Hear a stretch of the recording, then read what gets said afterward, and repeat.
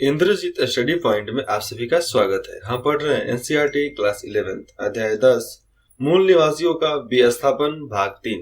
इसमें हम अपनी जमीन से मूल बासिंदों की बेदखली से पढ़ेंगे कि अमेरिकी लोगों को अपने जमीन से कैसे भगाया गया, जहां पर वो रहते थे वहां से कैसे खदेड़ कर उनको रेगिस्तान की तरफ फेंक दिया गया उठाकर। तो इस सब के बारे में यहाँ पर हमें मालूम चलेगा। चलिए शुरुआत करते हैं। जैसे जैसे संयुक्त राज्य अमेरिका ने अपनी बस्तियों का विस्तार किया, जहां पर लोग रहते थे उस इलाके का विस्तार किया, तो जमीन की बिक्री के समझौते पर दस्तखत करने के बाद मूल निवासियों को वहां से हटने के लिए प्रेरित या बाध्य किया गया। एक आशा किया गया कि आप हट जाओ, और नहीं तो जबरदस्ती उनको हटा दिया जाता था वहां से। उन्हें दी गई कीमतें बहुत कम थी, उनको बहुत कम रुपया दिया जाता था। और इसके भी उदाहरण मिलते हैं कि वहां पर अमेरिकियों जितने भी थे, संयुक्त राज्य अमेरिका में रहने वाले यूरोपीय लोगों का प्रयुक्त पद था। ठीक है, तो अमेरिकियों ने धोखे से, जो बाहर से रहने वाले लोग थे, तो धोखे से उनसे ज्यादा जमीन ले ली या पैसे देने के मामले में वादा खिलाफत करने लगे। मतलब जब जमीन लिखवाना था लिखवा लिए, जब पैसा देना था तो उसमें आज देंगे, कल देंगे, परसों देंगे, तरसों देंगे, अगला 10 दिन के बाद देंगे, 20 दिन के बाद देंगे, ऐसा ये लोग करने लगे थे वहां पे। उच्च अधिकारी भी मूल बासिंदों की बेदखली को गलत नहीं मानते थे। अब बड़े बड़े अधिकारी गलत नहीं मानते होंगे तो भाई छोटे को बातें कौन सुनता है। यह जॉर्जिया एक प्रकरण में देखा जा सकता है उस समय। और जॉर्जिया संयुक्त राज्य अमेरिका का एक राज्य है, पहले भी था, आज भी है, आगे भी जॉर्जिया एक राज्य ही रहेगा संयुक्त राज्य अमेरिका का। ठीक है, यूनाइटेड स्टेट ऑफ अमेरिका। यहाँ के अधिकारियों की दलील थी कि चिरोकी कबीला, जिसको वो लोग खदेड़ना चाहते थे, चिरोकी कबीला राज्य के कानून से शासित तो होता है, राज्य के कानून के अनुसार तो ये चिरोकी कबीला चलता है, लेकिन वे नागरिक अधिकारों का उपयोग नहीं कर सकते हैं। यहाँ पर यह भी लिखा गया है। ठीक है, अब क्यों नहीं कर सकते हैं? ध्यान देने की बात यह है कि मूल निवासियों में से चिरोकी ही ऐसा एक कबीला था जिन्होंने अंग्रेजी सीखने और अमेरिकी जीवन शैली अपनाने के लिए एकदम सबसे बढ़िया कोशिश कर रहे थे। यहाँ पर वही लिखा है कि अमेरिकी जीवन शैली को समझने की सबसे ज्यादा कोशिश की थी, और तब भी उन्हें नागरिकता का अधिकार नहीं मिला, नागरिक बनने का वहां का अधिकार नहीं मिला। ऐसे तो वहीं के मूल बासिंदे थे, मूल निवासी थे, इसलिए उनको वहां का नागरिकता मिलना चाहिए, नागरिक अधिकार मिलना चाहिए, लेकिन नहीं मिला।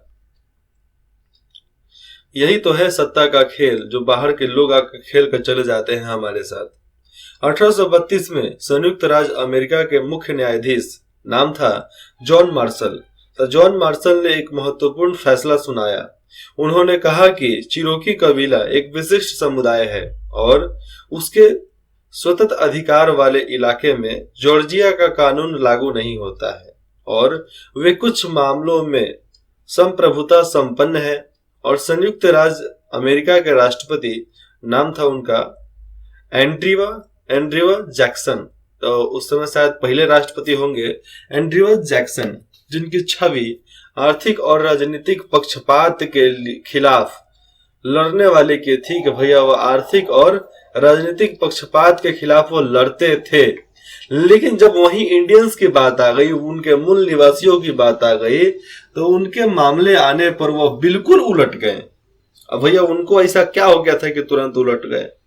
उन्होंने मुख्य न्यायाधीश की इस बात का मान रखने से इनकार कर दिया कि नहीं करेंगे, और चिरोकियों को अपनी जमीन से हाँक कर, मतलब वहां से भगा कर विस्तृत अमेरिकी मरुभूमि, मतलब ग्रेट अमेरिकन डेजर्ट के ओर रेगिस्तान के तरफ खदेड़ने के लिए अमेरिकी फौज को भेज दिया कि भैया तुम जाओ, उसको खदेड़ कराओ। जिन 15,000 लोगों को वहां से हटने पर मजबूर किया गया था, उनमें से 1/4 अपने आंसुओं की राह, मतलब सफर में ही मर गए, खत्म हो गए वो। है दिक्कत है, अपने जमीन से कोई जो हटता है तो उसको दर्द होता है, उसी के अनुसार वो नहीं बर्दाश्त कर पाए, हार्ट अटैक आ गया, चाहे किसी कारणवश वो मर गए, भूख प्यास के कारण भी मर सकते हैं। जिन लोगों ने पहले से रहने वाले कबीलों की जमीनें ले ली थी, जो वहां पर रहते थे, जब बाकी कबीलों की जमीन ले ली थी, वे इस आधार पर अपने को उचित ठहराते थे कि चूंकि मूल निवासी जमीन का अधिकतम इस्तेमाल करना नहीं जानते। जो पहले से जमीन लिए थे वो तर्क देते थे कि यहाँ के मूल निवासी जमीन का अधिकतर इस्तेमाल करना नहीं जानते, इसलिए वह उनके कब्जे में नहीं रहनी चाहिए, ऐसा उन लोगों का बोलना था। और वे इस बिना पर भी मूल निवासियों की आलोचना करते थे। एक और बात है जिस पर वो लोग आलोचना करते थे कि वो लोग आलसी थे, मतलब मूल निवासी आलसी थे। अपने संस्कृति अपने प्रकृति को बचा कर रखने वाले को लोग आलसी ही बोलते हैं, सही बात है, लेकिन आलसी थे नहीं, उनकी मानसिकता आलसी थी जो ऐसा बोल रहे हैं। ये हमें समझने वाली बात हो जाती है, क्योंकि यही सब गलत गलत दिमाग में भर दिया गया है कि आज हमारा पूरा दिमाग चौपट हो गया है, समझ रहे हो ना, पूरा दिमाग चौपट हो गया है। तो इस गलत भ्रांत से निकलो, इस गलत अपवाद से निकलो, गलत बात से निकलो, अब नया तौर से सीखो। इसीलिए बोला जाता है कि इतिहास पढ़ो तो इतिहास को दोहराओ नहीं, इतिहास से सीखो और कुछ नया करो। इसलिए बाजार हेतु उत्पादन करने में अपने शिल्प कौशल का इस्तेमाल नहीं करते। बाजार के लिए अगर कुछ उत्पादन करना है तो अपने कलाओं का इस्तेमाल वो करते ही नहीं है, शिल्प और कौशल का इस्तेमाल नहीं करते। अंग्रेजी सीखने और ढंग के कपड़े पहनने में उनकी दिलचस्पी नहीं है, और मूल निवासियों को ढंग का कपड़ा हो गया, अंग्रेजी सीखना हो गया, उसमें उन लोगों को दिलचस्पी नहीं थी। आज इसीलिए मैं बोलता हूं कि अंग्रेजी और अंग्रेजी कपड़ा दोनों को यहाँ से भगाना खदेड़ना बहुत जरूरी हो जाता है। अरे भाई, हमारा रजवाड़ी कपड़ा कोई कम था क्या? हमारा रजवाड़ी कपड़ा पहनो। अरे 4000 का वो भी मिलता है, 4000 का यह भी मिलता है। तो सूट क्या बोलते हैं, कोट पैंट पहनने से अच्छा है, बंडी पहनने से अच्छा है कि तुम वहां पर शेरवानी पहनो। लेकिन हम लोग उसको कल्चर बना दिए कि शादी का वो कल्चर नहीं था, रेगुलर पहनने का वो ड्रेस था शेरवानी, जो राजा महाराजा मंत्री वगैरह रोज पहनते थे उसको। कुल मिलाकर देखा जाए तो उनका कहना यह था कि वे मर खपने लायक ही हैं। खेती की जमीन निकालने के लिए प्रेयरीज साफ की गई, मतलब पूरा जमीन साफ किया गया, जंगल साफ किया गया, जंगली भैंसे को मार दिया गया वहां पे। और फ्रांसीसी आगंतुक ने लिखा, एक राइटर है आगंतुक, उसने लिखा कि आदिम जानवरों के साथ साथ आदिम मनुष्य भी लुप्त हो गए। जो जंगली जानवर हुआ करते थे वो उनके साथ साथ जंगली मनुष्य, जिसको हम टार्जन बोल सकते हैं एक तरीके से, टार्जन और नहीं तो आदिवासी, ये सब खत्म हो गए। जंगली मनुष्य जो होते थे, आदिम मनुष्य, उसमें बहुत ज्यादा ताकत होता था। समझो कि इतना तेज दौड़ते थे जिसका मुकाबला जल्दी कोई नहीं कर सकता था। इन दो तरह के यहाँ पर जनसंख्या आंकड़ों पर टिप्पणी करते हैं, ठीक है। तो जनसंख्या की आंकड़ा हमें बताता है कि संयुक्त राज्य अमेरिका 1820 में और स्पेनी अमेरिका 1800 में कितना जनसंख्या था वहां पे। मूल निवासी 6 लाख अमेरिका में, कहां पे, यूनाइटेड स्टेट में, ठीक है। और स्पेनी अमेरिका में 75 लाख। गोरे लोग 90 लाख इधर, 33 लाख इधर। मिले जुले यूरोपीय 1 लाख इधर, 53 लाख इधर। काले लोग 19 लाख इधर, 8 लाख इधर। कुल मिलाकर अमेरिका में 1,16 लाख लोग रहते थे, ठीक है, 1820 में। और स्पेनी अमेरिका में 1,69 लाख लोग वहां पर रहते थे। इस बीच मूल निवासी पश्चिम की ओर खदेड़ दिए गए। पश्चिम की ओर रेगिस्तान था, उधर ही उन सबको खदेड़ दिया गया, भगा दिया गया, और उन्हें अस्थायी तौर पर अपनी जमीन दे दी गई कि तुम्हारा जमीन यही है, तुम यहीं पर मर खप जाओ, खत्म कहानी। लेकिन अक्सर उन्हें उस जगह से भी बेदखल होना पड़ता था। कब? जब उनकी जमीन के अंदर सीसा, सोना या तेल जैसे खनिजों का होना होने का पता चलता था सरकार को, तब उनको उस जमीन से भी हटना पड़ता था। प्रायः कई समूहों को मूलतः किसी एक के कब्जे वाली जमीन में ही साझा करने के लिए बाध्य किया गया कि तुम भैया इसी में रह सकते हो, यहाँ पर रहो, जिससे उनके बीच झगड़े होते थे। अब एक ही जमीन पर 5-6 लोगों को टिका दिया जाए तो झगड़ा होगा नहीं। जो पहले से जिसका था वो बोलेगा कि मेरा है, और जो नया आया वो बोलेगा कि नहीं मेरे को दिया गया है, तो इसी के बीच में झगड़ा हो जाएगा, दिक्कत, सब मामला गड़बड़। मूल निवासी छोटे इलाकों में कैद कर दिए गए थे, एकदम पूरा छोटे इलाकों में कैद कर दिए गए, और बाकी सब एकदम रजवाड़ा की जिंदगी जीने लगे थे। आगे देखते हैं, जिन्हें रिजर्वेशन मतलब आरक्षण कहा जाता था, तो आरक्षण वाले जगह पर उनको फेंक दिया गया कि जाओ तुम वहीं पर रहो। ये प्रायः ऐसी जमीन होती थी जिसके साथ उनका पहले से कोई रिश्ता नहीं होता था, मतलब नया जमीन उनके लिए। ऐसा नहीं है कि अपनी जमीनें उन्होंने बिना लड़े छोड़ दी होगी, लड़ाई लड़े, उनमें से लाखों लोग, हजारों लोग मारे भी गए, लाखों तो नहीं बोलेंगे लेकिन हजारों लोग तो मारे भी गए। तो हजारों लोग जब मर गए तो एक मनोबल जो होता है टूट जाता है, तो टूट गया तो लोग पीछे हट गए। अब पीछे हट गए तो सरकार चढ़ गई, जो हम बोलेंगे वो करो। संयुक्त राज्य अमेरिका की फौज ने 1865 से 1890 के बीच विद्रोहों की एक पूरी श्रृंखला का दमन किया था, पूरी श्रृंखला का। कनाडा में 1869 से लेकर 1885 के बीच मेटिसो मतलब यूरोपीय मूल निवासियों के वंशज जो थे ना, तो उनके सशस्त्र विद्रोह हुए थे, लेकिन इन लड़ाइयों के बाद उन्होंने हार मान ली। लड़ाई हुआ, हार मान लिया, भैया अब क्या कर सकते हैं उसके अलावा। जब हमारे पास तोप गोला बारूद है नहीं तो हम कितना लड़ेंगे, तीर तलवार से कितना लड़ सकोगे। यहाँ पर देखते हैं, मानव शास्त्र का यह महत्वपूर्ण है कि इस समय 1840 के दशक से उत्तरी अमेरिका में मानव शास्त्र विषय जो कि फ्रांस में विकसित हुआ था, उसकी शुरुआत हुई।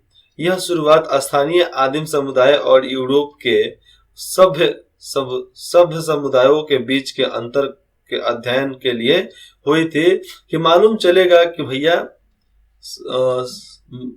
मनुष्य, यहाँ पर मानव शास्त्र जो है उससे मालूम चलेगा कि यूरोप के लोग कितना सभ्य थे, इधर के लोग कितने असभ्य थे। तो सभ्यता और असभ्यता के बीच में अंतर को ही यहाँ पर पढ़ाया जा रहा है मानव शास्त्र के अनुसार, जो फ्रांस में बना था। मानव शास्त्रियों ने यह स्थापित किया कि जिस तरह यूरोप में आदिम लोग नहीं पाए जाते, उसी तरीके से अमेरिकी मूल निवासी भी समाप्त हो जाएंगे। वैसे ही अमेरिकी मूल निवासियों को ही समाप्त करने का इनका ये चाल चल रहे थे। अब देखिए यहाँ पर 1854 में संयुक्त राज्य अमेरिका के राष्ट्रपति को मूल निवासियों के एक नेता, नाम था सिएटल, तो सिएटल के प्रधान, सिएटल उसका गांव था शायद, तो सिएटल के प्रधान का खत उनको मिला। राष्ट्रपति ने प्रधान से एक समझौते पर दस्तखत करने के लिए कहा था। राष्ट्रपति ने प्रधान से कहा कि इस समझौते पर आप दस्तखत कर दो। समझौते के अनुसार सिएटल के लोगों की हिरासत, चाहे उनकी रिहायशी जमीन का एक बड़ा हिस्सा, ठीक है, अमेरिकी सरकार को सौंपा जाना था। प्रधान ने जवाब दिया, क्या करना है, आप आकाश को भूमि के उष्मा को कैसे खरीद सकते हैं, कैसे बेच सकते हैं। यह ख्याल ही हम लोगों के लिए बहुत अजूबा है। अगर आप हवा की ताजगी और पानी की चमक के स्वामी नहीं हैं, अगर आप हवा के ताजगी और पानी के चमक के स्वामी नहीं हैं, तो आप उसे खरीद कैसे सकते हैं। धरती का हर हिस्सा मेरी जनता के लिए पुण्य वाहन है, हमारे जनता के लिए है। और चीर की चमकती हुई हर सुई, हर बालू का तट, जितना भी बालू का तट था उधर, हर बालू का तट, घने जंगलों में पसरा हर कुहरा, सफाई करने वाले जितने भी थे उधर, गुनगुने वाला क्या होता है, गुनगुने वाला और इधर मधुमक्खी भी हो जाती है। यहाँ पर गुनगुनाने वाला हर कीड़ा, चाहे जो भी आवाज करता हो, मेरे लिए, मेरे लोगों की स्मृति और अनुभवों में पवित्र है। पैरों में दौड़ता हुआ रस, जो उनका डीएनए जाता है, रेड मैन रस रेड मैन की स्मृतियों का वाहक है। इसलिए वाशिंगटन में बैठा महान मुखिया, ग्रेट चीफ, जब यह संदेश भेजता है कि वह हमारी जमीन खरीदना चाहता है, तो वह हमसे कुछ ज्यादा ही उम्मीद करता है कि ये बेचेंगे। महान मुखिया का संदेश है कि वह हमारे लिए कोई जगह मुकर्रर कर देंगे, ठीक है, ताकि हम आराम से रह सके। वह हमारे पिता होंगे, यहाँ पर लिखा है कि वह हमारे पिता होंगे और हम उनके बच्चे होंगे। इसलिए हम इस जमीन को खरीदे जाने के प्रस्ताव पर विचार करें। लेकिन यह आसान न होगा, क्योंकि यह जमीन हमारे लिए पावन है, पवित्र है, और धाराओं और नदियों में बहता हुआ चमकीला पानी सिर्फ पानी नहीं है, वह हमारे पुरखों का लहू है। अगर हम आपको जमीन बेच दें, तो आपको यह याद रखना होगा कि वह पवित्र है, और अपने बच्चों को सिखाना होगा कि वह पवित्र है। और उसके तालाबों के निथरे, जो भी तालाब थे, तो तालाबों के निथरे हुए पानी, जो वहां पर पानी है, पानी में दिखता हर भूतहा प्रतिबिंब, मतलब हमारा छाया, हर भूतहा प्रतिबिंब मेरी जनता के जीवन की घटनाओं और स्मृतियों का बयान करता है। पानी की कलकल मेरे पिता की आवाज है। यहाँ बताया जाता है कि पानी की कलकल मतलब पानी का आवाज मेरे पिता की आवाज है, मतलब हमारे पूर्वजों की आवाज है वो। ऐसा यह संदेश लिखकर यहाँ भेजा जाता है राष्ट्रपति के पास, और यह संदेश सही में एकदम आकर्षक है। तो यहाँ पर देखिए, जो पेड़, शायद ये जो जितना लकड़ी दिख रहा है, लकड़ी का मतलब है कि मूल निवासी का एक घर। अच्छा, ये घर 1862 पुरातत्वविदों ने इसे पहाड़ों के बीच से ले जाकर कहां पर रखा था? वायोमिंग के एक संग्रहालय में रखा। मतलब एक वहां पर संग्रहालय है, जगह का नाम है वायोमिंग, वहां पर ही रखा गया है इसको। ऐसे ही वो बना दिया करते थे, शायद इसमें कुछ डिजाइनिंग वगैरह तो होगा ही अंदर से। गोल्ड रश उद्योगों की वृद्धि यहाँ पर देखते हैं आप, ठीक है। यह उम्मीद हमेशा से की जाती थी कि उत्तरी अमेरिका में धरती के नीचे सोना है, सब मानते थे। 1840 में संयुक्त राज्य अमेरिका के कैलिफोर्निया में सोने के कुछ चिन्ह वहां पर मिले, और इसने गोल्ड रश को जन्म दिया, ठीक है। गोल्ड रश मतलब गोल्ड के इच्छा जन्म दिया किन लोगों के बीच में? जो उससे पैसा कमाना चाहते थे, चाहे सोना जिसको चाहिए।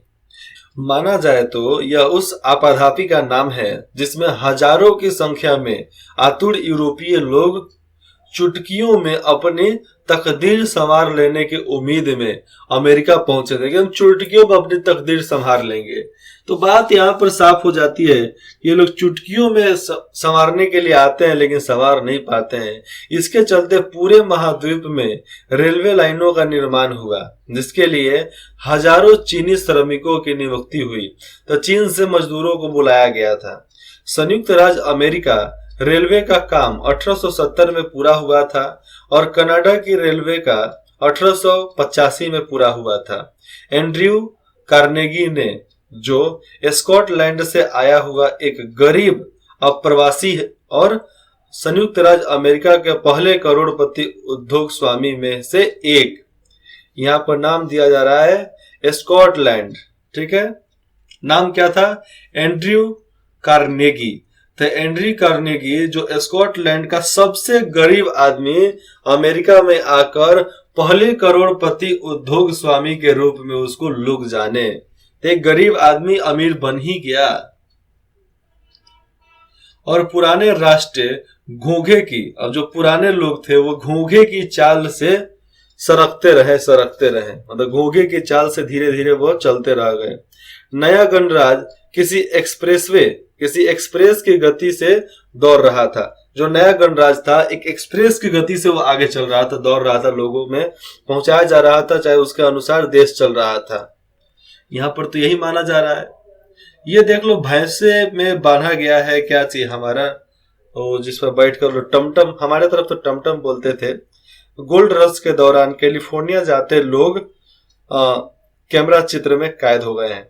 ये देख लो, जंगली भैंसा तो वहां जंगली भैंसा तो नहीं लग रहा है, हमारे तरफ कहीं भैंसा लग रहा है, लेकिन भैंस जैसा लग रहा है। तो इसके शरीर में ये लोग बांध देते थे और इसी के अनुसार, भैंस तो नहीं है, भैंसा है, तो इसी में बांध कर ये लोग देखो किस तरह चलाते थे।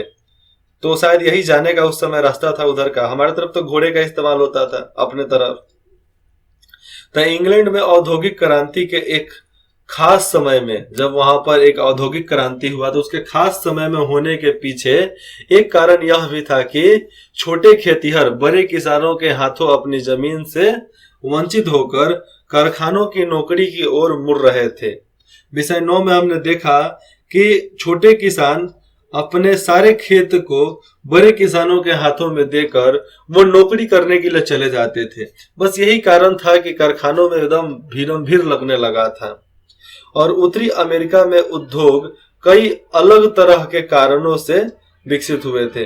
बहुत अलग अलग तरह के कारणों से भी वहां के उद्योग को विकसित किया गया था। क्यों? क्योंकि भैया जरूरत पड़ेगी तो हर चीज हो ही सकता है। रेलवे के साज सज्जा, चाहे रेलवे के साज सामान बनाने के लिए, रेलवे का कोई भी सामान बनाने के लिए, ताकि दूर दूर की जगहों को तीव्र परिवहन के द्वारा जोड़ा जा सके और ऐसे यंत्रणों का उत्पादन करने के लिए जिनसे बड़े पैमाने के खेती को आसान बनाया जा सके, इसके लिए कोशिश किया गया।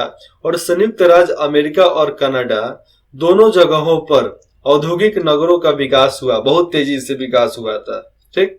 और कारखानों की संख्या तेजी से बढ़ी। 1860 में अमेरिका में, संयुक्त राज्य अमेरिका का अर्थतंत्र अविकसित व्यवस्था में था। 1860 में अविकसित था, पूरा एक तरह समझो कि वो किसी लायक ही नहीं था। और 1890 तक, ठीक है, 1890 में वह दुनिया की अग्रणी, मतलब सबसे पहले औद्योगिक शक्ति बन चुका था। विदिन 30 ईयर, 30 साल के अंदर में, तो 30 साल के अंदर में इतना ज्यादा समृद्ध कैसे हुआ, ये सोचने वाली बात होती है कि अमेरिका 30 साल में इतना समृद्ध है, साफ सुथरा है, उसका हर शहर एकदम निट्टो साफ सुथरा है, एकदम समझो कि एकदम चमकीला, आपको एक कचरा नहीं दिखेगा रोड पे, इतना ज्यादा चमकीला उधर का रोड है। मेन टाउन का, भैया अपने मेन टाउन का भी बात कर लेते हैं ना। भारत में बहुत कम मेन टाउन है जहां पर एकदम साफ सुथरा रहता है, लेकिन उसी के निचले इलाके में जाओगे तो इतना घटिया इलाका लगेगा कि सोचने लायक से भी घटिया हो जाएगा वह। ये देखते हैं यहाँ पर बड़े पैमाने के खेती का भी विस्तार हुआ था वहां पे, कि बड़े पैमाने पर अब खेती किया जाएगा। बड़े बड़े इलाके साफ किए गए थे और खेतों के रूप में उनके टुकड़े किए गए थे, बहुत सारे टुकड़े कर दिए गए। 1890 तक आते आते जंगली भैंसों का लगभग पूरी तरीके से उन्मूलन किया जा चुका था, पूरे तरीके से भैंसों को मार दिया गया था। और सारे भैंसों को जब मार दिया गया था तो और इस तरीके से शिकार वाले जो जीवनचर्या थी वो भी समाप्त हो गई, जिसे मूल बासिंदे सदियों से जीते आ रहे थे। मूल बासिंदे उतना ही मारते थे जिनका उसको जरूरत होता था, जरूरत से ज्यादा नहीं मारते थे। लेकिन यहाँ पर एक ही बार में सबको मारकर खत्म कर दिया गया था, इसलिए शिकारी जीवनचर्या खत्म हो गई थी, ठीक। 1892 में, उससे पहले मैं बताता हूँ आपको, छोटा छोटा जमीन के ही बारे में मालूम करना है तो आप बिहार चले जाओ। बिहार के आप किसी भी गांव में चले जाओ, इतना छोटा छोटा जमीन मिलेगा, इतना छोटा छोटा कि सोचोगे कि किताबी दुनिया तो अलग हो गई और रियल दुनिया तो अलग हो गया। हाँ, ऐसा ही होता है। बहुत छोटा छोटा, 1 कट्ठा, आधा कट्ठा, 10 दूर, 15 दूर, 20 दूर, ऐसे ही जमीन आपको उधर देखने के लिए मिलेगा बिहार में। उत्तर प्रदेश में भी वही हाल है। आप बाकी सभी इलाके में जमीन तो आपको ज्यादा मिलेगा। आपको केरल कर्नाटक में थोड़ा सोचना पड़ेगा। आगे देखते हैं। 1892 में संयुक्त राज्य अमेरिका का महाद्वीपीय विस्तार पूरा हो चुका था। महाद्वीपीय विस्तार जो था पूरा हो चुका था 1892 में। समझ लो कि अमेरिका 1892 में एकदम सबसे सुपर सोनिक बन चुका था, सबसे अमीर, सबसे प्रतिभाशाली, सबसे बढ़िया उद्योग वाला बन चुका था। प्रशांत महासागर और अटलांटिक महासागर के बीच का क्षेत्र राज्यों में विभाजित किया जा चुका था कि ये राज्य का ये है, ये आपका, ये आपका, ये आपका, उससे बांट दिया गया था। अब कोई फ्रंटियर नहीं रहा, कोई फ्रंटियर नहीं रहा, मतलब कोई सबका मालिक एक नहीं रहा, जो कई दशकों तक यूरोपीय आबादकारों को पश्चिम की ओर खींचता रहा था। कुछ ही वर्षों के भीतर संयुक्त राज्य अमेरिका, कुछ ही राज्य के भीतर संयुक्त राज्य अमेरिका हवाई और फिलीपींस में अपने उपनिवेश बसा रहे थे। क्या बसा रहे थे? अब वहां पर हवाई और उपनिवेश तो बसा ही रहे थे, हवाई अड्डा बसा रहे थे, हवाई प्लेन बनाने की कोशिश कर रहे थे, और उसके बाद से उनका उपनिवेश जो भी था उसमें निवेश कर ही रहे थे, नया नया चीज बसा ही रहे थे, बाहर से लोगों को आकर बसा ही रहे थे, बाहर से फैक्ट्रियों को लगवा ही रहे थे। वह एक साम्राज्यवादी शक्ति बन चुका था, एकदम पूरे तरीके से साम्राज्यवादी शक्ति बन चुका था वह। संवैधानिक अधिकार कैसे? आबादकारों ने 1770 के दशक में आजादी के अपने संघर्ष में लोकतांत्रिक भवन के जिस नारे के तहत एकजुटता बनाई थी, वही पुरानी दुनिया का बात यहाँ पर हो जाता है, शुरू हो जाता है कि कैसे ये लोग व्यवस्था एक तरीके से बनाए थे। तो बिना संघर्ष का कोई व्यवस्था तो बनता नहीं है। देख लो यहाँ पर ऊपर में संयुक्त राज्य अमेरिका द्वारा अप्रवासियों का स्वागत रंगीन छपाई 1909 में किया गया है, और नीचे की तरफ देख लेना, ऊपर तो ये देख लिया स्वागत किया जा रहा है, नीचे की तरफ प्रेयरी पर एक पशु फॉर्म जो एक गरीब यूरोपीय अप्रवासियों का सपना होता था। यूरोपियों का सपना यही होता था जो नीचे आपको देखने को मिल रहा है। अप्रवासियों का सपना यही होता था जो कैमरा चित्र में हमें कैद करके दिखाया गया है। इससे ज्यादा एक यूरोपीय लोग अमेरिका में जाकर सोच नहीं सकते थे, लेकिन उनको पता नहीं था कि अमेरिका के लोग इतना बुद्धू होंगे, इतना अनसुलझे होंगे। अगर ये पता होता तो ये सोच के आते कि विला बनवाएंगे, महल बनवाएंगे, लेकिन जो सोच कर नहीं आए यहाँ पर आकर सोच लिए, और यहाँ पर जो इनको करना था किए भी। तो यहाँ पर ऊपर हमने पढ़ा कि वही पुरानी दुनिया की राजशाही, जो एकदम भव्यशाही राजशाही जो चलती थी ना, वही राजशाही और अभिजात तंत्र के खिलाफ संयुक्त राज्य अमेरिका की पहचान बनी, और फिर वही राजतंत्र यहाँ पर चालू हुआ। क्योंकि जो भी राष्ट्रपति बनता था वही अगला राष्ट्रपति चुनकर जाता था, इलेक्शन तो होता नहीं था। उनके लिए यह भी अहंकार था कि उनके संविधान में व्यक्ति के संपत्ति का अधिकार को शामिल किया गया, जिसे रद्द करने की छूट राज्य को नहीं थी। ये उनको अहम था कि भैया राज्य इसमें कुछ नहीं कर सकता, जो संपत्ति का अधिकार देंगे हम ही देंगे। लेकिन लोकतांत्रिक अधिकार, राष्ट्रपति और कांग्रेस के प्रतिनिधियों के चुनाव में वोट देने का अधिकार और संपत्ति का अधिकार दोनों सिर्फ गोरे लोगों के लिए था, बाकी लोगों के लिए नहीं था। सारे चीज पर रोक लगा दिया गया था कि केवल गोरे लोगों के लिए, सब चीज गोरे लोगों के लिए, बाकी थोड़ा मोरा जो सजा दंड हो गया वो सब काले लोग समझे। लेकिन राष्ट्रपति बनेगा गोरा, कांग्रेस का प्रतिनिधि बनेगा गोरा, वोट देगा गोरा लोग।